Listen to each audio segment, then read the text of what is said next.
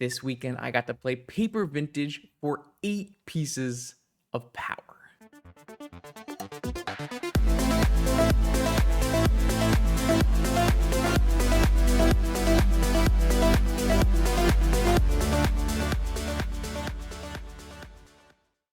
Welcome back, vintage gamers, to a recap video, a tournament report of NYSE Open 9. We got 84 players to pay $500 for a chance to win a Black Lotus, an Ancestral Recall, a Time Walk, and all 5 Moxen. We had 8 pieces of power as prizes for this Paper Vintage event on Long Island in New York. It is always astonishing to me how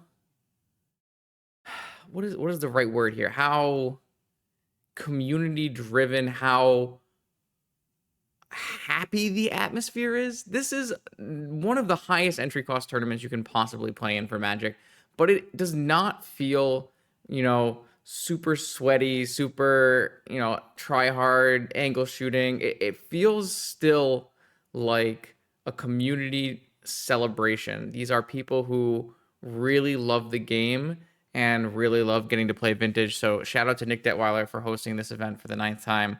And I was lucky enough to be one of the people who got to play in this event. So let's take a quick peek at my deck list. I know some of you last time were like, Justin, stop showing us the online deck list. Show us the paper cards. And I'll allow it this time. This is the 75 that I registered for the NYSE Open 9.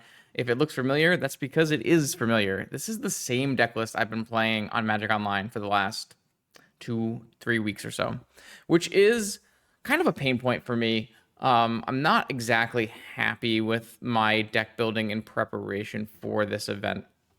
I kind of solved what I wanted to be doing very early on, two weeks too early, obviously, and it kind of got between, a challenge top 8s and 5-0s and streams. It got disseminated to the public, and basically I kind of lost my deck building advantage. Now, there were some things that I still wish I had done in deck building, and we'll talk about those as we go. But if you're looking at this list, it's a very stock now Jeskai PO list with Luris. You are playing the full trainer, full stock up, full PO, the 1 Snapcaster Mage. You've got the 4 duels, the basic island, and the Surveil land. 3 Mishra's Bauble because it's really important to turn on your Luris, and then you have some versatility inside of Chain of Vapor as a bounce spell, Flame of Anor as your removal/draw, and then I like to play the 1 Synchronous Super, 1 Lorien split for the Thunder Trap trainer, and there is a Brainstorm as well. You're mostly winning with 4th Aerolingus, but that's not entirely necessary, and that's going to be another point we're going to come through in this video. Sideboard was same things I've been running online. 3 Lantern, 3 Swords, 3 Pyro, the 1 Portable Hole, the 1 Seal, and then the 3 blue. Well, 2 of them are artifacts, and one of them artifact counters, and one of them is a Force of Negation. So I just I decided very early on that Luris PO was the place I wanted to be for this event. I think Luris PO is the 2nd best deck in the format, and it's definitely the deck that I most resonate with. It is a combo control deck that leans pretty hard on the controlling side, giving you a lot of versatility in how you play out individual matchups and individual games, which is what I like a lot. That's the kind of vintage I want to play. I want to play a deck that gives me free wins with like broken mocks and starts, but I also want to have a deck that lets me utilize my skill and format knowledge. So I knew early on I really wanted to play this deck, but for basically 2 weeks, I just sat around trying to figure out how to break the mirror. The mirror is probably the most important matchup because I felt like it was going to be the most played deck in the field, and I was having some trouble keeping up a win rate that I found acceptable in the mirror. It's very hard because the mirror comes down to different kinds of games. There are games where you have more mocks than your opponents and they're very easy. There are games that you have less mocks than your opponent and you very rarely win. And there are games where you have even mocks and those are the ones that you want to try to be able to squeak out percentages on. It's very hard to actually sufficiently attack the payoffs now because between 4 trainer, 4 stock up, 4 PO, you have lots of payoffs. This is not like a traditional PO deck that has some trouble recovering after payoff gets countered. You have a lot of things to draw to. especially this trainer card. I think people rightly know Stock Up now is one of the best new printings in a long time, but this trainer card might even be better than Stock Up in this specific deck. I think in general, Stock Up is a bit more of a versatile card, a bit better in a variety of decks, but in this PO deck, I think the trainer is actually more important than the Stock Up, which is very, very interesting.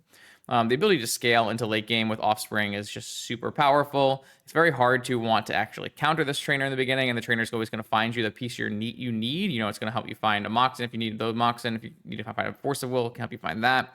The trainer is just the glue that is holding this deck up at the top of the metagame. And so I was like looking at ways to win this mirror matchup, and I thought about, what can we do in terms of mana denial?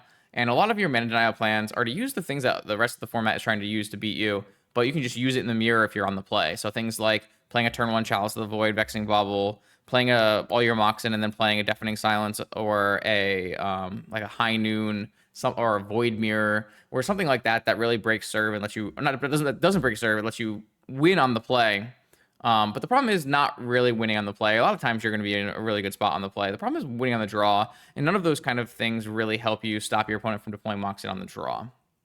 And so I went back and forth, and obviously this list is already very teched out for the mirror with 3 Pyros in the side and 2 Flushers in the side. But I do wish I had made... I think there are 2 changes I wish I had made.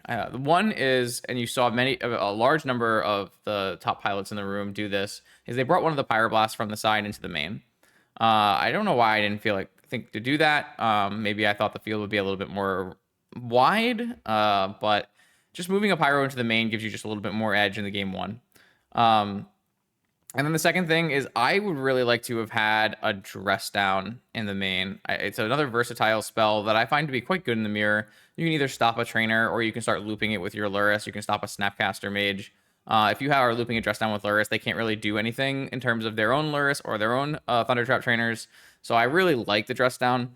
So if I had to make any kind of choices, I would probably have taken this Brainstorm, which is the most cuttable card in the main, and changed that out for a main deck Pyroblast. And I would have taken one of these Mishra's Baubles and swapped it for a Dress Down. A Dress Down still loops with Lurrus, so it's still good for that, though it's a little less... it's a little clunkier than, obviously, a Mishra's Bauble. By doing that, I'm going to open up one spot in the sideboard where I would play a second Portable Hole. Portable Hole giving you extra access to remove hateful pieces from the Lurrus deck, and also hits all their creatures in the Lurrus deck. I think a second Portable Hole, you could even play a Portable Hole in the main instead of a Dress Down if you wanted to. I think those are totally swappable. Those are the things that I really wanted to do. If once we go through this tournament, we're gonna see a bunch of other people playing Lurrus PO and having different takes. I think the ones that are worth noting here are the DMV crew, almost all registered Lurrus PO. They made a couple changes. Let me just pull up that list really quick. And they played some interesting new cards in the list, which we'll definitely do on stream at some point as well. One thing they had in their sideboard was a basic Plains to fetch, and then I can't find the list. And then in the main, it was Planisphere.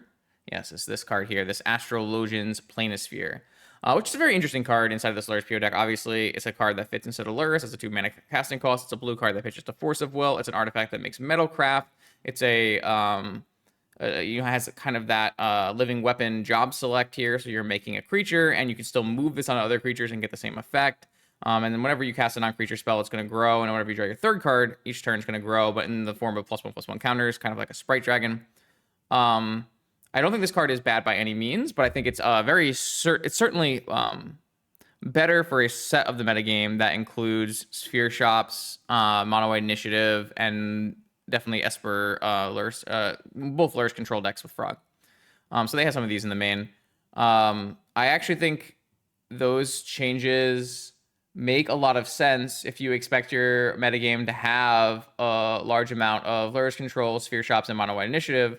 But I do think that in general, that did not end up becoming the metagame that was at the event. So I think it was a little bit of just like an incorrect assumption that would be the metagame. I don't think I do think all of the changes that are made there makes sense. They're sound changes, right? But they, I don't think they actually vibe for exactly what we were looking at here. So if I just pull up, let's go with Farmer. I'm just going to pull up this list just so you see, because this is, this is a pretty big team, a lot of players. So a lot of players ended up registering this deck here. So you can see they have one less Mishra's Bauble. They have, they do still have the Chain of Vapor, but they have a Swords in the main. They have these two Astrologians Planispheres. They have a Portable Hole in the main. And then you have this, the fetch land mana base is changed to have Flooded Strand. You have an additional Volcanic Island in the deck. So this, and then, when you are going to play against these decks where you want to have these Swords to Plowshares and these Portable Holes and that kind of thing, then you get to bring in these planes from the sideboard so you can fetch basic island, basic planes, and you're not at risk to getting wastelanded out of your anti, all your anti-Lurrus cards are white, really. So having your planes is good. So I really do like this build in the sense that if you're planning on playing against these things that we talked about, mono white, sphere shops, and Lurrus control frog deck, then I think this kind of configuration makes a ton of sense. So you keep that in mind in the future. You have a lot of versatility inside of how you build this Lurrus deck against different kinds of metagames, which means it's going to have a lot of lasting staying power as the metagames cycle throughout the rest of the year. But for me, I kind of kept my base configuration, but I wish I had built my configuration a little heavier towards the main for the mirror. And the reason that was my assumption, and it did come true, is that, oh boy, were there some mirrors in this event. Quite a few mirrors. This was a little bit higher than my expectations, and I think a little bit of an overkill, but here you have the breakdown of NYSE 9. 27 of the 86 players registered Lurrus PO. That is an overwhelming, let's take a quick peek here, 30% of the metagame. That's incredibly high. In my opinion, far too high, but we'll go through that as we say. It did not do poorly by any means today. It had a great tournament. So it's certainly worthy of being the most played deck. Whether it should be this much played is a thing we'll talk about.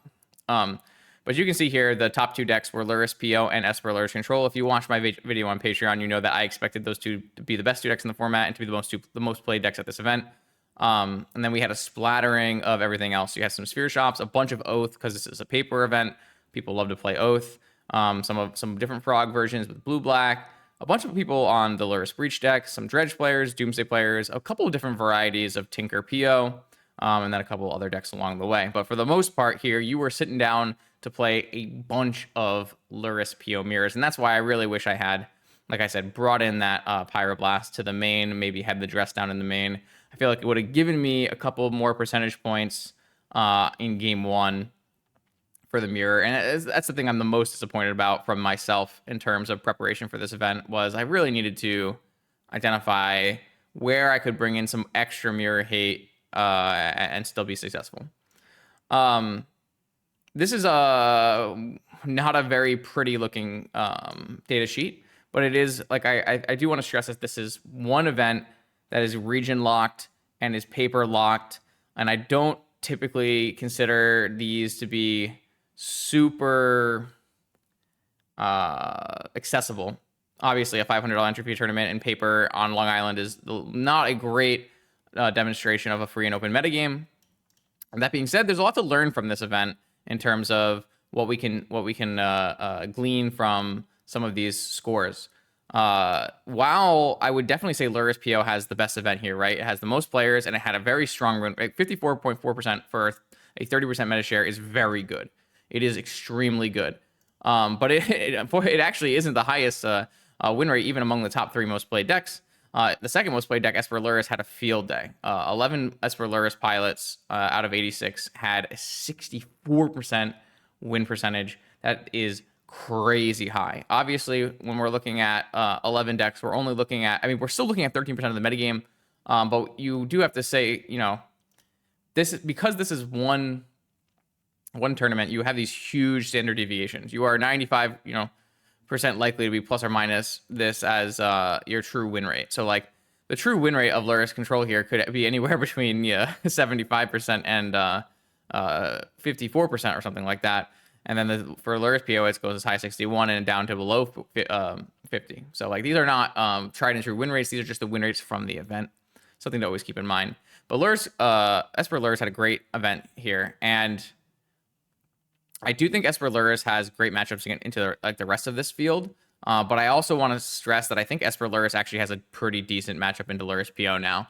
The initial Lurrus PO decks that I was copying off of Unlucky Monkey and that Unlucky Monkey was winning with, once I made those decks more popular, the Lurrus control decks just fiddled around with their counter spells a little bit, fiddled around with their hate pieces in the sideboard a little bit, and I think that matchup is super close now. So if you think that that matchup is super close as the Esper Lurrus player, and then you think that the Esper Lurrus player has a better matchup against the remaining, let's see, this is 45 decks in the field or whatever, then it makes a lot of sense to think that Esper Lurrus control would be the best deck to choose for this event. And that is something that I did say in my Patreon before the event. I was like, I think Esper Lurrus is the best deck to choose for this event. And I think that Lurrus PO is the second best deck to choose for the event. And then I listed off a bunch of things that I thought might be decent dark horse choices.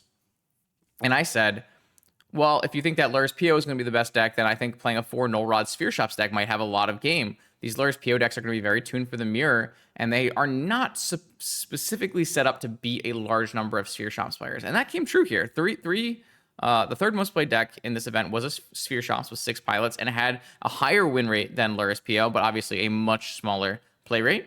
And I think that was a great metagame call. I don't think that the Esper Lurrus matchup is unfortunately very good for the Sphere Shops deck, especially when the Esper Lurrus player is playing the Serenities and that kind of thing. But I do really like Sphere Shops as a good foil for Lurrus PO when the sideboards are configured this way. The Lurrus PO deck and the Esper Lurrus deck are both blue decks, and so they both have really wide sets of cards they can play in the sideboard to fix matchups. And so you'll see this happen, I believe, in the next few months, as long as nothing else changes.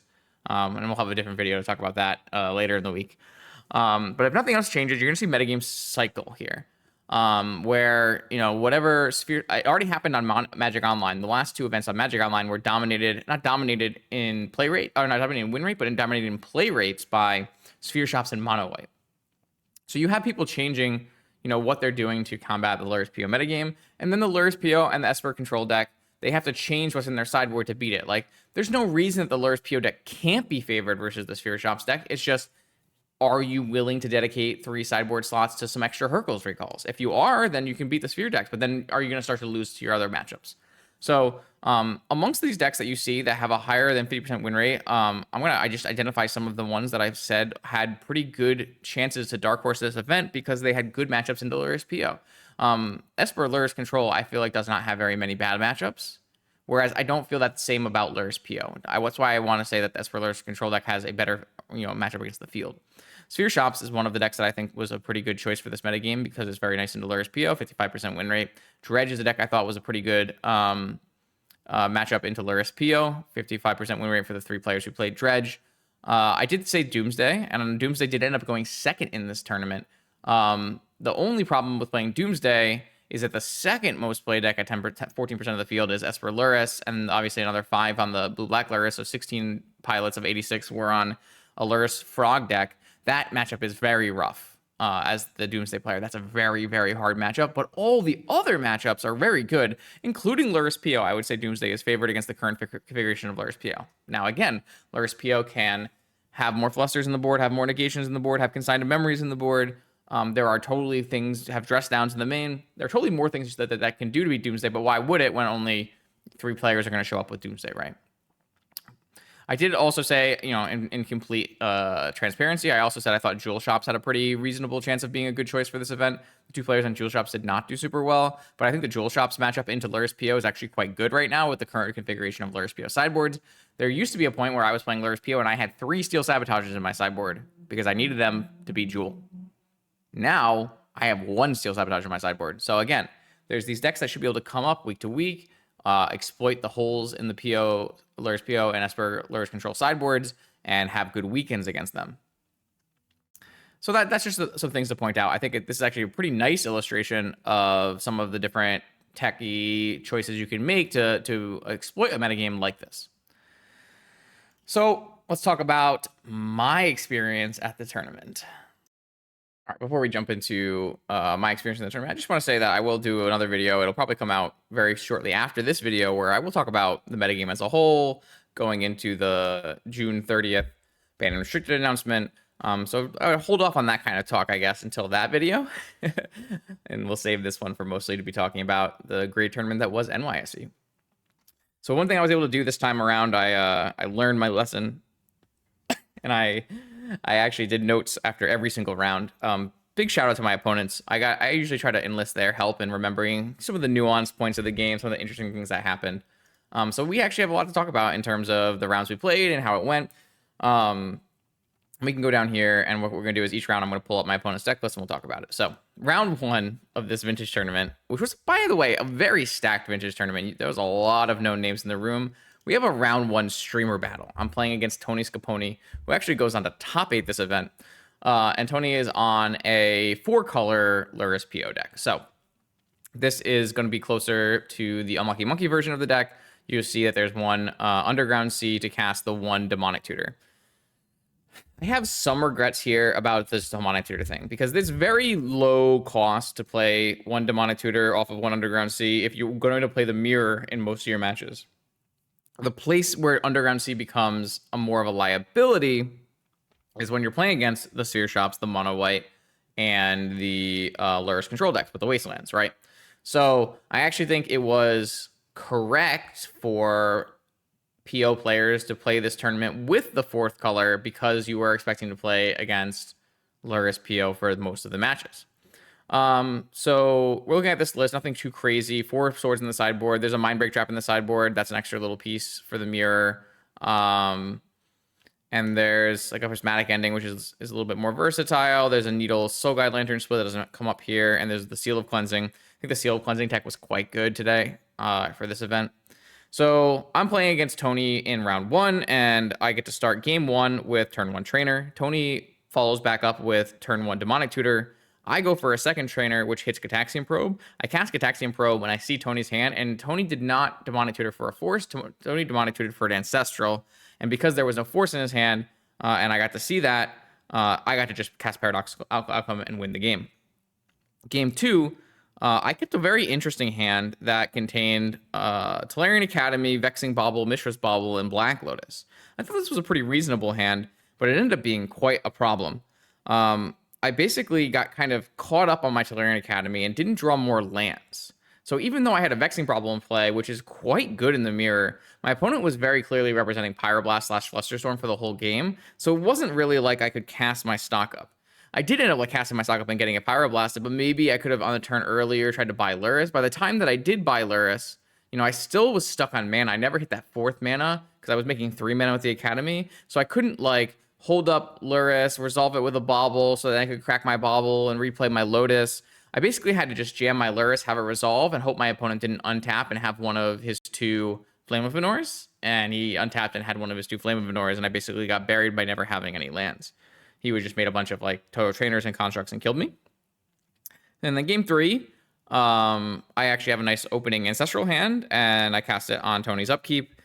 He forces the Ancestral, I force back, and I don't really draw the right set of cards. Something like really weird with PO is like you can have these Ancestral hands, but if the Ancestral doesn't draw you the right set of cards to keep playing the match, it actually becomes a really big problem. Tony makes a really nice play where he DTs for a Vexing Bauble, and I have to force this Vexing Bauble because if I don't, I'm just like stuck and not doing anything. And I end up just like drawing too many lands, and eventually Tony pulls ahead with Trainers and stock ups and POs and eventually wins.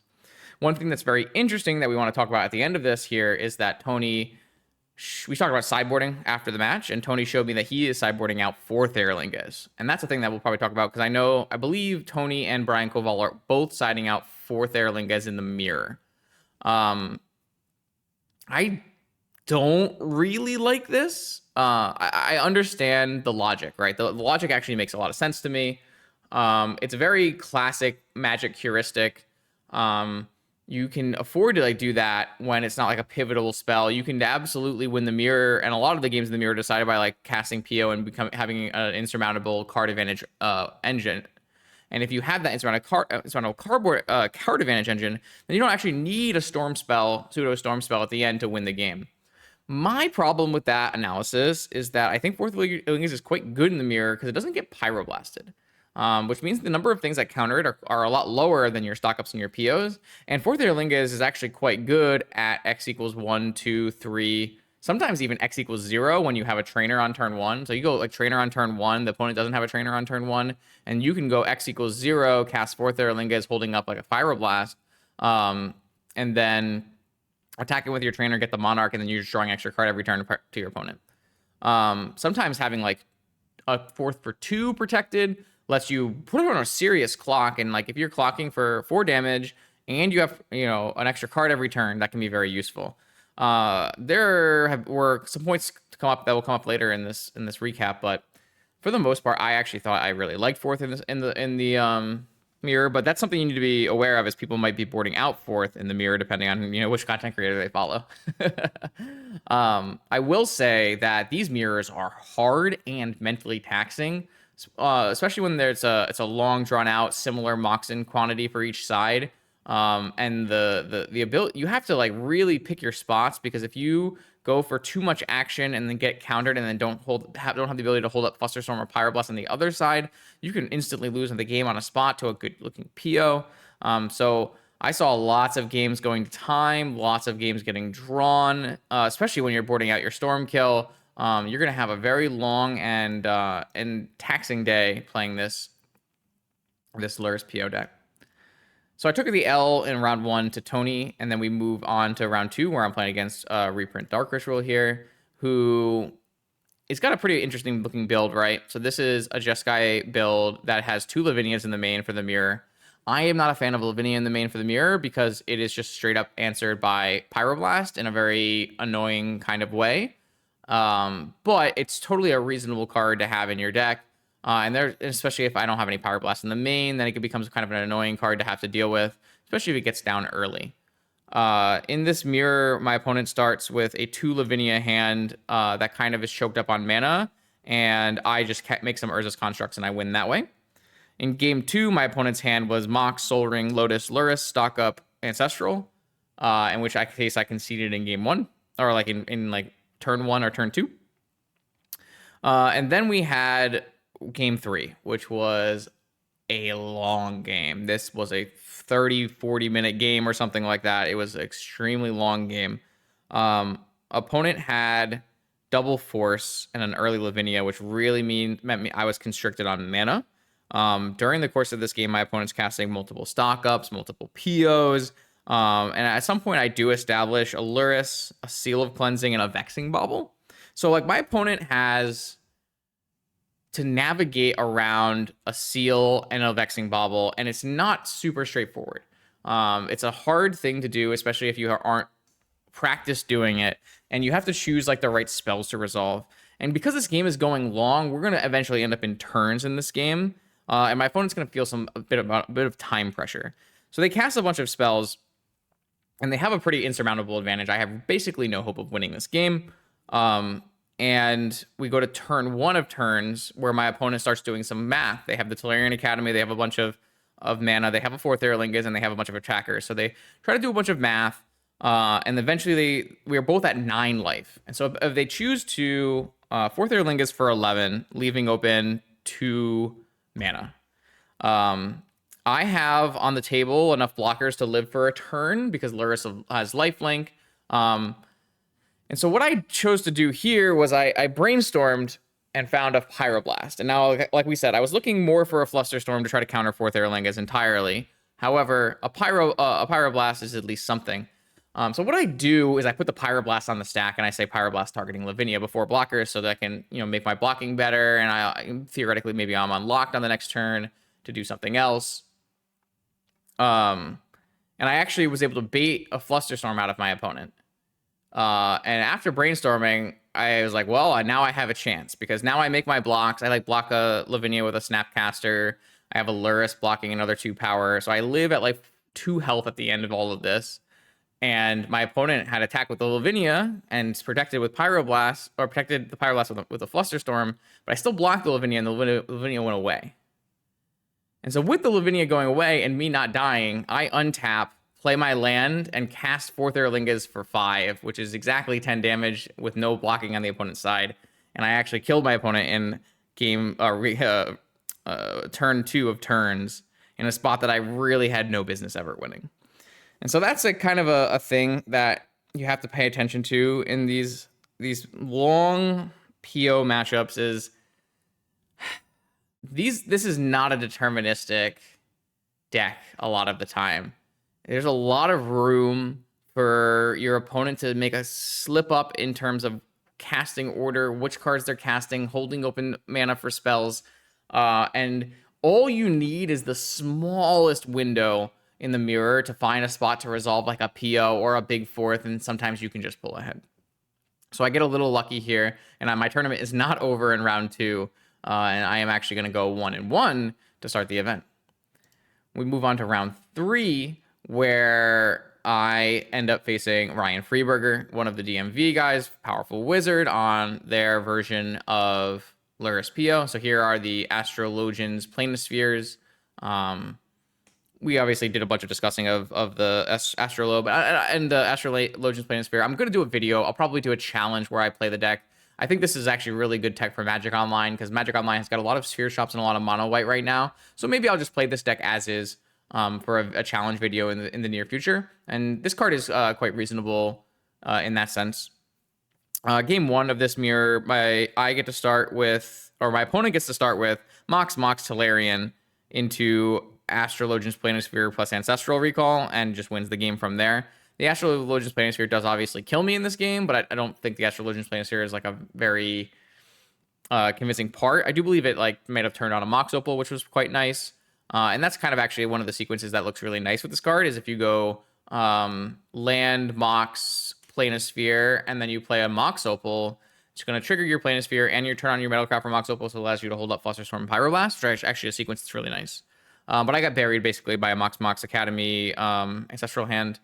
And then game 2 comes along. I go for a turn 1 walk, and then I play a turn 1 Lurrus with Pyroblast backup, returning Black Lotus, and playing a Vexing Bobble Loop or some kind of Bobble Loop. And I basically just win on turn 1 because I have the overwhelming restricted artifact draw. And then game 3, my opponent just had like a little bit more trainers, a little bit more mana crypt. Like the mana crypt was in play, so the mana crypt's a really big mirror breaker. We have the mana crypt instead of, a Mox or something like that. It's really big. And I kind of had a very reactionary hand. I was able to counter 2 stock ups, but then I wasn't able to counter the 3rd payoff. It's really important that when you play these reactionary hands, you still need to be able to like hit land drops and hit Mox in and be advancing your game plan. Because if you only sit on the back of Flusterstorms and Pyroblasts, it's not going to really be enough because there's just so many card draw engines inside of the PO deck. So actually, I'm out of the ability to top 8 this tournament after round 3, after playing 3 Lurrus PO mirrors. But I couldn't be too upset because, like I said, I don't think I was supposed to win round 2. So I would have been out of this actually 0-2.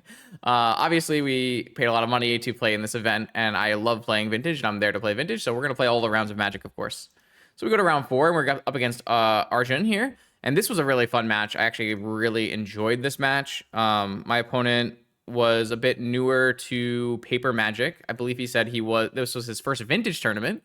Going into an NYSE as your first Vintage tournament is the biggest cojones of I can possibly imagine. I think he said his first Paper tournament was a Legacy Eternal weekend. So like, this is a really interesting guy. Plays a bunch on Magic Online. And he chose to register. This is a really cool deck. I think some of the logic inside of this deck building, it makes a lot of sense. This is going to be the Lurrus PO deck. Not Lurrus PO deck, sorry. The Lurrus Breach deck. Not Lurrus PO. Lurrus Breach deck. A little bit closer to the Discover End style rather than the Dissolutionist style. 2 Abrades in the main. 3 Pyroblast in the main. Really nicely teched for this field. 2 Gifts Ungiven. And then has an interesting sideboard pivot into Frogs. So this was pretty cool. Game 1, I started the game by like surveilling away a Vexing Bobble because I really needed to. I didn't have the mana. I had like a Mox Opal, but I couldn't turn it on. And then I needed to use my mana to Merchant Scroll. So I went for a Merchant Scroll instead of, and put the Bobble into the yard. And I went for Ancestral. And then he hit me with the main deck Pyroblast, which basically just destroyed my entire game plan into like a Lurrus Breach combo kill. Very easy game 1. Game 2, this gets really hard for my opponent, and it makes sense that they have the Psychic Frog tech because the Psychic Frog tech will sideswipe what I'm doing, which is I get to do the same sideboard plan that I normally do in the mirror, which is take out Sink into Stupor, Chain of Vapor, Lorien Revealed, Basic Island, and Gitaxian Probe, and I board in Pyro, Pyro, Pyro, Negation, and Seal of Cleansing. That's my normal mirror sideboarding. And what I get to do in addition to that is take my 3 Mishra's Baubles out and clean swap them for 3 Soul Guide Lanterns. It's going to be very hard for my opponent to do Gifts Ungiven and Breach kills through 3 Soul Guide Lanterns. And so I do kind of draw some lucky draws here, though, where I went like Mox, Lantern, Opal, Vexing Bauble. And Vexing Bauble is good against PO, but Vexing Bauble is incredible against Luris Breach. Luris Breach deck really needs those free spells. It can't really combo kill you with a Vexing Bauble and play super well. That's why there's these Braids in the main.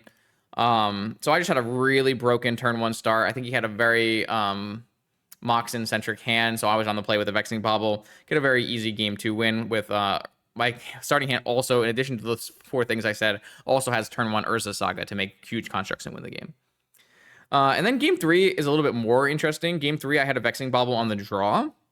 And I had like multiple 1-mana counter spells like Flusterstorm and Pyroblast. And so I'm able to resolve this Vexing Bauble, and my opponent is put in like a very tough spot where they have a super reactive hand with like Gifts and Counter Magic and Pyroblast and Flusterstorms. And I have a bit of a reactive hand, but I have a Vexing Bauble. And so like I slowly build out 1 trainer, 2 trainers, 3 trainers. And I had at some point bought Luris, but I never actually even played Luris in this game. I just played 3 trainers and held open my mana every turn, attacking with 3 trainers. My opponent makes the nice, the correct play of like Gifts and Giving on my end step, but I really saw through that, was able to hold up counter magic in a way that made a lot of sense, so I can just counter that. I end up at some point augmenting my Vexing Bauble trainers with also putting a Soul Guide Lantern in play and also putting a Seal of Cleansing in play, just really shutting down anything that the Luris Breach deck can do, and the trainer just attacks for the full 20 damage. The 3 trainers, I should say. Shout out to my opponent. We talked a lot about after the match, but play. I really appreciated my opponent because obviously they were newer to paper, but one thing they were doing as they were newer to paper is they were very clear communicating what they were doing with all their things, very vocal about what they're doing, very clear. Basically, clear communication and clean board states are like the #1 thing I look for when we're trying to play a match of Magic together. I don't want anything to, there doesn't need to be anything under the table or messy. And the more you communicate with your opponent, the better communication you have, the less likely you're going to have infractions or game state violations or have to call a judge. So a real shout out to my opponent there. I assume he's going to keep playing some Vintage and have a great time. And I'm sure he's going to be one of the stronger players in not very long. It was really funny because we were talking about like, you started off like, oh, you've probably been playing Magic for a really long time. And I was like, oh man, yeah. So like I learned to play Magic in original Mirrodin 20 years ago.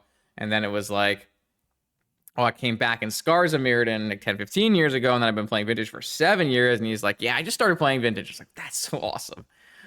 So shout out to Arjun there. We went to round 5 and I am 2-2. I'm still dead for top 8. And my opponent did not show up for this match. Normally I would be kind of sad about that. I just want to play some Magic, but actually I got to take this round and go to the coverage booth and help out the coverage booth for a round. Shout out to Roland and Lupo. So I got to watch a couple interesting matches of Magic and commentate over that in round 5. Round 6, I ended up playing against Micah, who was part of the DMV squad, but did not play the Luris PO deck with the Astrologians Planisphere. Micah chose to play Sphere Shops. And I think that's, like I said earlier in this video, I actually think Sphere Shops was a pretty great choice for the event. Especially if you're going to play against a bunch of Luris PO. But even then, the Luris PO matchup didn't, the Luris Control matchup didn't go super well for him. The Luris PO matchup didn't go as well as he would hoped. So he was here at 3-2. And actually, I think my favorite match of the whole tournament was actually game 1 of this match. So in game 1 of this match, my opponent leads on an Ancient Tomb Patchwork Automaton, which I let resolve. I have a 2 Force of Will hand. I go Land, Lotus, Pass. My opponent plays a 2nd Tomb and a 2nd Patchwork Automaton. This one I do counter because I feel like the clock is going to be a little bit too much. And so after the 2nd Patchwork Automaton, Micah then plays the 3rd Patchwork Automaton. And at this point, I have to do some quick math because my opponent has now used 6 damage worth of Ancient Tombs. And I'm like looking at the life totals here, and I'm like, well, I can hold my 2nd Force here for something that's a little bit more threatening. and maybe I can untap and cast 4 Theralingas with my Black Lotus. And that's what I choose to do. So I untap, play a land, and cast 4 Theralingas where X equals 3. I make 6 power of attackers, and I attack with all 6 attackers. All 3 attackers for 6. And this puts my opponent's life total in a really precarious situation, to the point where they have to really choose if they want to use these Ancient Tombs or not. He's got a Mox to give an additional land, make the Patchwork grow a little bit, but he has a choice on what he wants to cast that turn and how many Ancient Tombs he wants to use. And he chose to go for tap both Ancient Tombs for a Golos, and this puts him on a very low life total. I still have that force in the back, so I forced the Golos, and because the life total was so low, he can't even swing with either of the Patchwork Automatons, because if he does swing with the Patchwork Automatons, then I get to kill him on the swing back with the Knights. So he can't even take the Monarchy back from me, and so the game actually stalls out from there, where I can't attack with the Knights just yet, and so I just build out a trainer, build out a second trainer, and then eventually attack with the Knights through and win. And cut my opponent off of really being able to use their Ancient Tombs because they had just not enough life. I thought that was a really cool match. Lots of combat math, and that kind of thing doesn't really happen that much in this matchup. So it was really, I think, just an interesting way that sometimes these vintage games can be wildly different than your expectations. Game 2, my opponent led with Karakas Mox Patchwork. Karakas is a really annoying one. I don't have a Wasteland or a Needle in my deck, so I actually can't really deal with the Karakas. It's just going to really turn off my Lurrus for the full game. And he had multiple spheres, which I forced both spheres. I had a basic island, but my basic island got strip mined, and then I got wastelanded, and then I got wastelanded, and then I got wastelanded. But it wasn't enough. The one Patchwork that was getting very large was just too slow. I'm able to chump with the trainer for a turn, chump with the trainer for the turn, and eventually he ends up being on a very bad mana situation because he has the one Moxen, but he's used all of his land drops for Wastelands and doesn't actually have more lands. Finds like maybe another Soul Ring, I believe, off of maybe it was an Urza Saga or something like that. Maybe it was just a natural Soul Ring. I can't really remember. But it actually casts a Null Rod, which I let resolve, which slows down the game even further. At some point, I Merchant Scroll for a Hercules, have to Hercules in mid-combat. I live at 2, and then I counter the Patchwork on the way back down with a Steel Sabotage. Because the Hercules actually unlocked my own Mox Sapphire, which I can then cast Steel Sabotage, and I basically just ground out a really long game. I think I went through like 40 cards in my deck. I might have had 20 cards left in my deck at the end of the game, but able to grind out a really cool victory there against Sphere Shops. Round 7 comes, and I got to play against another DMV player, which was Eric Farmer, and this was, again, the Astrologians Planisphere Lurrus deck. These games were not as exciting as some of the other ones. Game 1, Eric had led on Mox, Mishra's Bauble, Academy, Walk, Snap, Walk, and then stock up into PO, win on turn 1. Technically didn't win on turn 1 because I did get a turn where I actually also went Mox, Walk, Snap, Walk, but then I countered both of my spells and I died. And then game 2, this one is the one big win for the Astrologians Planisphere here. So game 2, he leads on. I lead on Crypt Trainer, and my opponent has the hand of Lotus into Astrologian, 2 or 3 artifacts, Soul Ring, which I then misstep, which is a really big misstep, and then Urza Saga.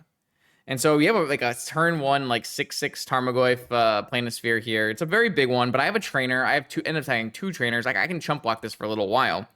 The problem ends up being that Saga is going to provide an additional construct, and not even the construct that was the biggest deal. If this Saga completes, then it's going to get Vexing Ball. It's going to be very hard for me to win, because the way I win this game after having gone Mana Crypt trainer, and I did win a bunch of Mana Crypt flips in this game too, which helped.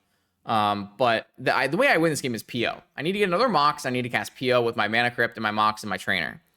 I end up surveilling, and I surveil and keep a trainer. I didn't know if this was right, but it ended up, we had talked about it a little bit, and I think we ended up thinking it was right, because the trainer gives me 4 more looks at a Mox, and I can still PO from there. So I keep the trainer, and I cast the trainer, but my trainer doesn't give me any Moxen. My trainer gives me Soul Ring, Seal, Flames of Anor, and Land.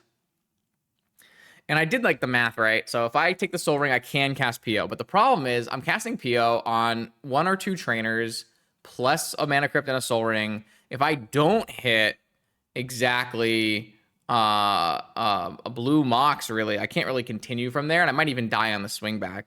So what I chose to do is I chose to like give myself another turn. I took the Seal of Cleansing and I Seal of Cleansing the Saga. So then there's a really big Tarmogoyf thingy, and there's an Urza's Constructs, but I should still be able to give myself a turn by blocking and then untapping and maybe drawing a Mox and casting a PO and trying to combo off from there. So I got myself to that next turn and I drew, and it was not another Mox, so I was not able to really PO, and then I ended up losing there. So I ended up finishing this tournament at 4-3, which puts me at like 20 something, 25th place. Not a bad day, but when you consider one of these is a free win, it's a 3-3. And I actually, you know, I only went 1-3 in the mirror, so I really wasn't able to convert on my mirror. And one of those victories in the mirror, I really think I shouldn't have had. So maybe you could even say I was probably supposed to be 0-3 in the sorry. So I guess I wasn't 1-3 then. I must have been 1-2, 3 and I was 3-3. Whatever it is, it wasn't good. But that's just part of the game. I think I had some like minor things I could have done in terms of sequencing and stuff to be better, but I think the real biggest complaint I have for myself in this is just pre-game, pre-tournament deck building. Obviously, my deck got introduced to the wild 2 weeks too early, which is unfortunate, but something that's really hard for me to avoid as a content creator who's putting out things every week. Like if I don't do really well with the first versions of this Jeskai PO deck, then I'm gonna have to spend the next 2 weeks trying to figure out something that it was good. So the fact that I won, I really liked it, but then the meta really shifted over the 2 weeks. The Lurrus control decks got much better at playing against this deck. The people picked up this deck and started changing it, like the really strong players, the DMV crew, Brian, Koval, Hank Zahn, Tony Scapone. They all made nice little edits to my deck that I just didn't really pick up. I don't know why, but the things like the Pyroblast into the main, the portable holes shifting around, all of those kind of small things.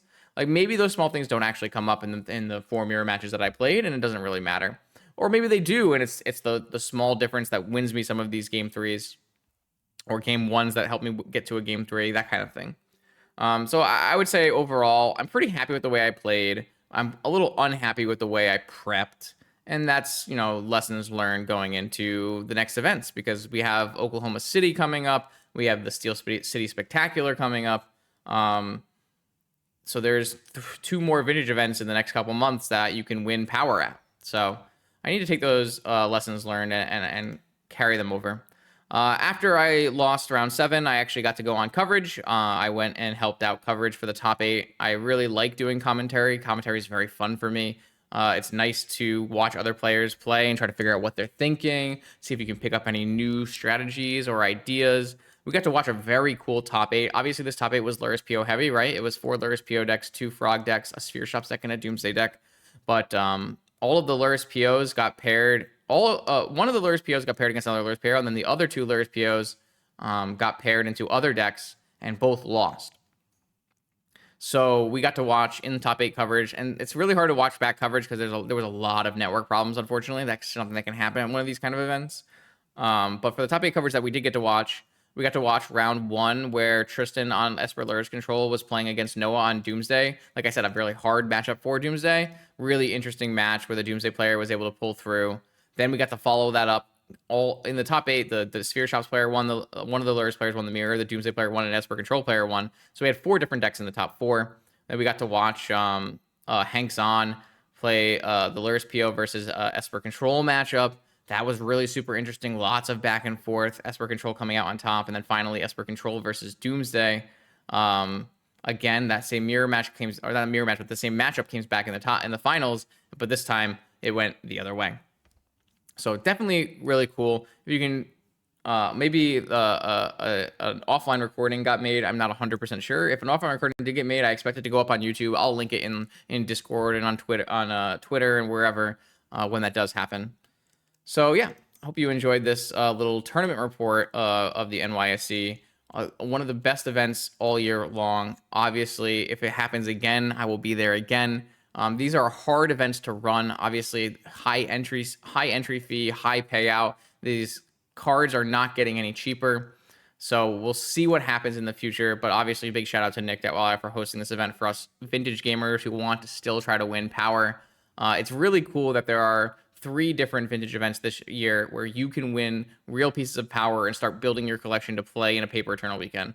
Obviously, Eternal Weekend is one of the least accessible events in all of Magic. Probably it is the least accessible event in all of Magic. So giving people opportunities to come in without power and win power is a really cool thing to still be happening in 2025. Like I said, I'm gonna be putting up videos now with both the Oklahoma Land Run and the Steel City Spectacular in my ad slot that I had the NYSE Open in. So if you are interested in playing either of those events this year, they're right around the corner.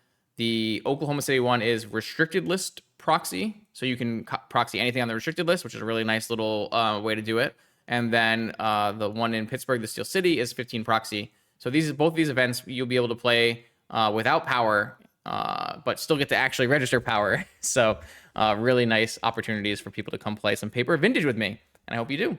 Until then, I will put up more gameplay videos on this YouTube channel every Monday, Wednesday, Friday, and I'll see you then.